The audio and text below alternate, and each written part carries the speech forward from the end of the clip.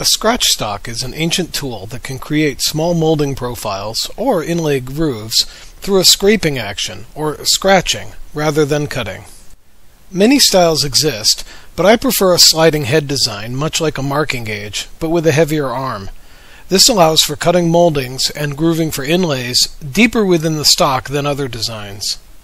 The scratch stock could not be easier to use. Simply set the blade and guide along the edge of your stock, scraping away material until the profile is complete. The arm prevents cutting too deeply. Making your own scratch stock is just as simple, requiring only basic tools and 2 small scraps of wood. Start by preparing the head. It is a small block of hardwood 3 inches by 2. The first step is to cut a hole through the block for the arm. Mark out your hole location and drill a small pilot hole through.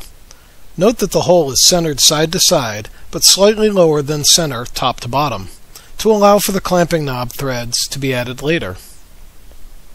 The pilot hole allows for drilling from both sides to prevent blowout.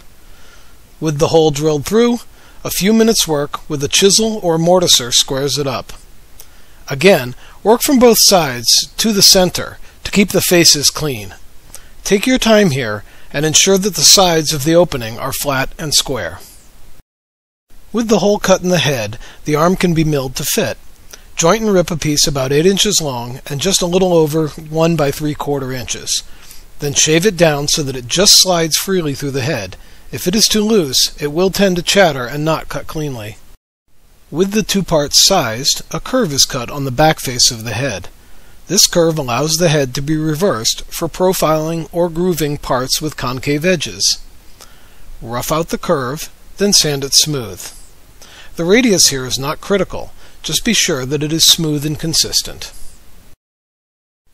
A thumb screw locks the head in position along the arm, so a hole is drilled through the head centered in the top face. Here, I am drilling and tapping threads in the wood block, but a threaded insert could be used for added strength. With the head complete, the arm can be finished. The scratch stock blade is clamped in a slot in the arm. The slot is a simple kerf cut 1½ inches into the end of the arm.